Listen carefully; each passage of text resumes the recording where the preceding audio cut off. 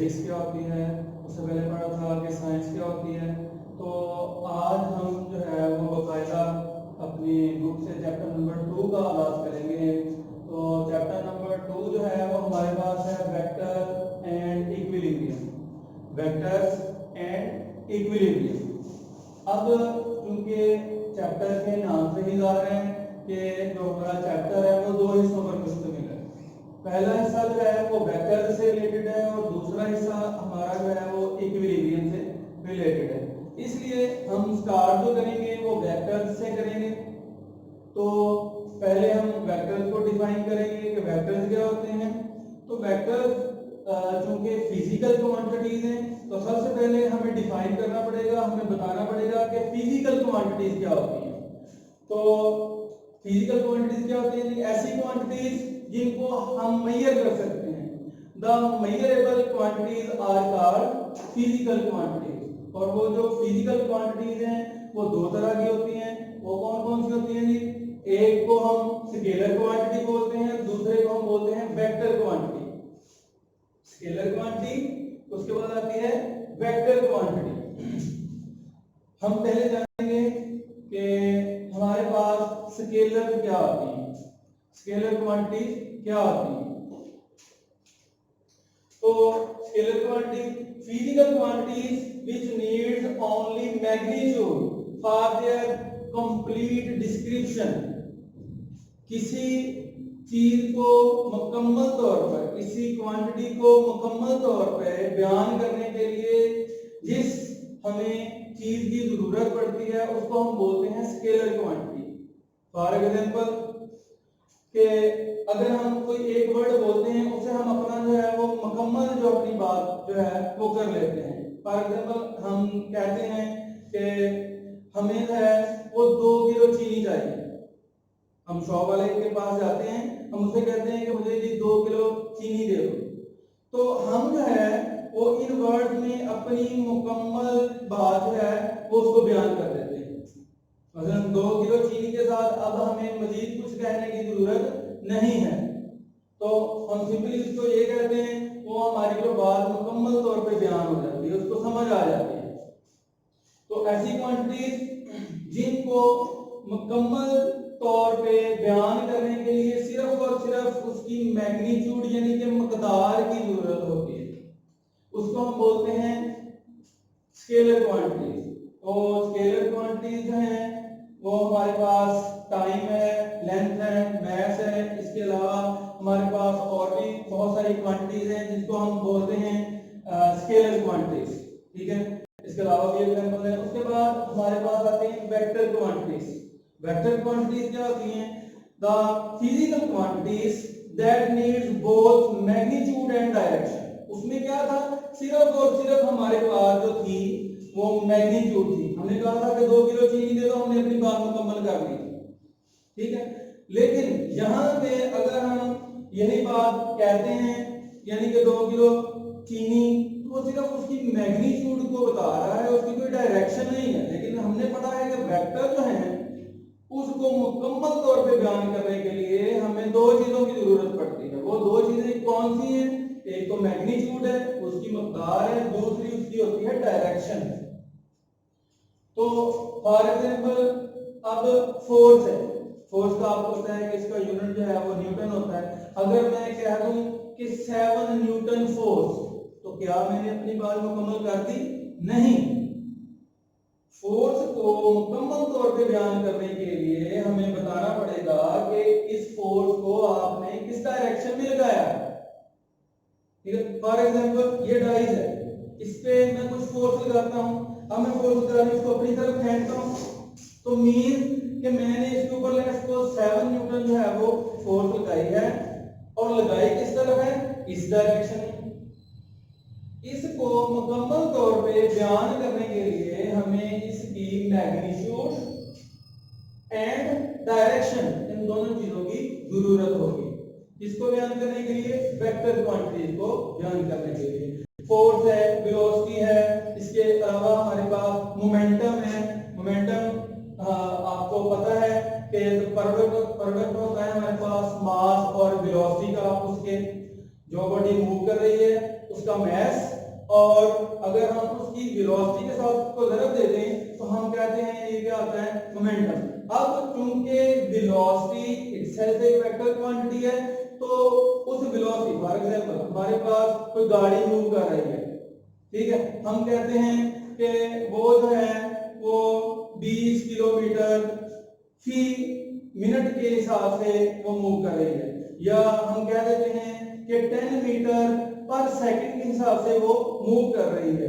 तो हमारी बात जो है वो मुकम्मल नहीं होती, तब तक मुकम्मल नहीं होगी जब तक हम उसको ये नहीं बता देते कि हमारी जो गाड़ी है वो किस डायरेक्शन से किस डायरेक्शन में मूव कर रही है। लेट्स सपोज गाड़ी जो है वो गोजरा से फैसलाबाद की तरफ जा रही है। अगर हम उसको सिर्फ ये कह दें कि गाड़ी जो है वो 40 किलोमीटर फी घंटा की स्पीड से मूव कर रही है, तो इससे हम अपनी मुकम्मल बात जो है वो बयान नहीं कर सकते जब तक हम उसको ये ना बताएं कि गाड़ी जो है किस डायरेक्शन में जा रही है।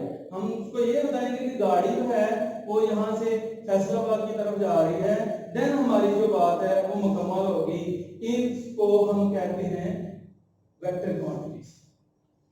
ओके, अब वेक्टर की रिप्रेजेंटेशन की बात करते हैं। रिप्रेजेंटेशन ऑफ अ वेक्टर, तो वेक्टर को रिप्रेजेंट करने के लिए हमारे पास दो मेथड्स होते हैं। कौन कौन से? एक को हम बोलते हैं सिंबॉलिक मेथड, दूसरे को हम बोलते हैं ग्राफिकल मेथड। सिंबॉलिक मेथड में क्या आ जाता है, लेट्स सपोज कोई भी वेक्टर है हमारे पास, चलें मैं किसी भी चीज को जो है वो फॉर एग्जांपल फोर्स है, अब फोर्स जो है वो एक वेक्टर क्वांटिटी है, या हमारे पास एक्सेलरेशन है, तो एक्सेलरेशन के मैं पूरी स्पेलिंग नहीं लिखूंगा, जस्ट उसका एक पहला वर्ड लूंगा, उसको कैपिटल लिख के उसके ऊपर एरोहेड डाल दूंगा, या इसका दूसरा तरीका है उसके नीचे एरोहेड डाल दूंगा, या उसको बोल्ड करके लिखूंगा, उसको जरा मोटा करके लिखूंगा। तो ये जो है अगर किसी जगह पे इस तरह से कोई वर्ड लिखे होंगे तो हम पहचान जाएंगे कि ये जो चीजें हैं ये वेक्टर क्वांटिटीज हैं। अगर ये ना हो, इनके ऊपर साइन ये वाले एरोहेड का साइन ना हो, तो हम कहेंगे ये एक स्केलर क्वांटिटी है। हम बजाय उस क्वांटिटी का पूरा नाम लिखने के जस्ट एक वर्ड लिखते हैं, उसको या तो उसके ऊपर एरोहेड डाल देते हैं, या उसके नीचे एरोहेड डालते हैं, या उसको बोल्ड करके लिख देते हैं। ये तो था हमारे पास सिंबॉलिक मेथड। अब यानी कि सिंबल से सिंबॉलिक, फोर्स है तो फोर्स का एफ लिख दिया, वो उसका सिंबल हो गया, ठीक है। फॉर एग्जांपल अगर किसी का नाम है कोई, फॉर एग्जांपल इकराम है, उस्मान है, शबीर है, तो उसका पहला वर्ड, ठीक है, उसको हम क्या करेंगे, अगर वो वेक्टर क्वांटिटी हो तो उसका हम क्या करेंगे, पहला वर्ड लेंगे, उसको लेके उसके ऊपर एरोहेड डाल देंगे, या उसके नीचे एरोहेड डाल देंगे, या उसको बोल्ड करके लिखेंगे। तो ये था सिंबॉलिक मेथड के बारे में। आगे हमारे पास आता है ग्राफिकल मेथड।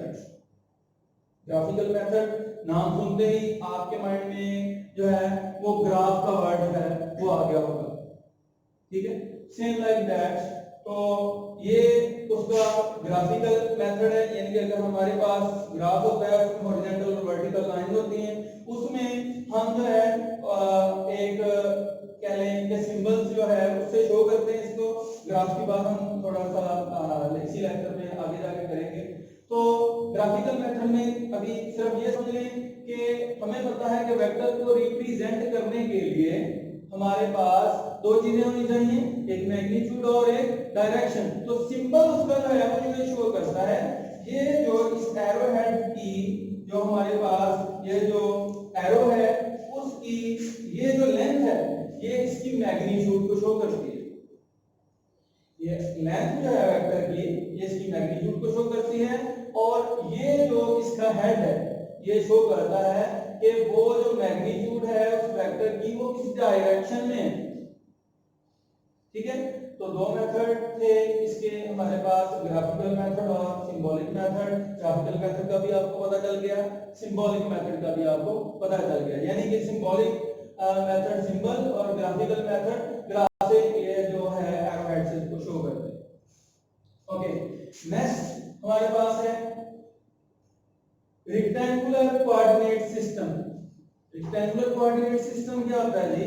हमारे पास सिंपली दो लाइन होती हैं या दो से ज्यादा हो सकती हैं। हमारे पास हॉरिजॉन्टल और वर्टिकल लाइन जैसा कि ग्राफ में शो की होती हैं, कुछ हॉरिजॉन्टल लाइन होती हैं, कुछ वर्टिकल लाइन होती हैं, वो नंबर ऑफ लाइन होती हैं, वो तो ग्राफ बकायदा शो करते हैं।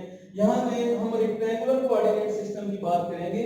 तो रेक्टेंगुलर कोऑर्डिनेट सिस्टम में हम क्या करते हैं, एक हॉरिजॉन्टल जो है वो लाइन ड्रा करते हैं, दूसरा उसके परपेंडिकुलर एक वर्टिकल लाइन शो करते हैं जो उस लाइन के सेंटर से उसको कट करती है।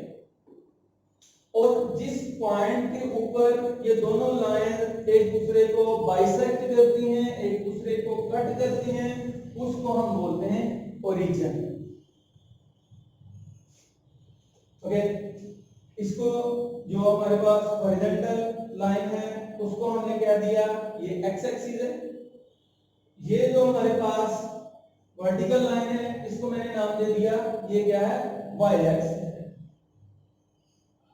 अब अगर कोई वेक्टर आ जाए हमारे पास रेक्टेंगुलर कोऑर्डिनेट सिस्टम को, और इस सिस्टम को, ये वाला सिस्टम, इस सिस्टम को हम बोलते हैं रेक्टेंगुलर कोऑर्डिनेट सिस्टम और Cartesian coordinate system. Okay, let's suppose अगर हमारे पास कोई वेक्टर आ जाता है इस रेक्टेंगुलर कोऑर्डिनेट सिस्टम के अंदर, तो वो उसकी जो डायमेंशन है उसको किस तरह से शो करेंगे, तो वो हम जो है वेक्टर जो है कहां पे लाई कर रहा है, वो वाला वेक्टर जो है ये वाला, वो किस हमारे पास क्वाड्रेंट में लाई कर रहा है। क्वाड्रेंट्स का नॉलेज आपको प्रीवियस क्लासेस में हो चुका होगा, first quadrant, second quadrant, third quadrant, fourth quadrant. तो इन क्वाड्रेंट्स का जो नॉलेज है वो आपका एक एंगल थीटा बताता है कि वो वेक्टर जो है वो आया के फर्स्ट क्वाड्रेंट में लाई कर रहा है, आया के सेकंड क्वाड्रेंट में लाई कर रहा है, या थर्ड में कर रहा है, या फोर्थ में कर रहा है। वो जो आपके पास एंगल होगा वो हमेशा जो है आप उसको मेजर करेंगे पॉजिटिव एक्स एक्सिस से एंटी क्लॉकवाइज डायरेक्शन में। पॉजिटिव एक्स एक्सिस से एंटी क्लॉकवाइज डायरेक्शन में उसको आप जो है वो मेजर करेंगे, और वो जो एंगल है वो आपको बताएगा कि ये वाला गिवन वेक्टर जो है वो किस क्वाड्रेंट के अंदर लाई करता है। लेट्स सपोज कि ये जो है एक हमारे पास P पॉइंट है, ये यहां से लेके यहां तक इस वेक्टर की जो है वो मैग्नीट्यूड है और ये इसकी डायरेक्शन है। अब ये पॉइंट A और B लिखे हुए हैं।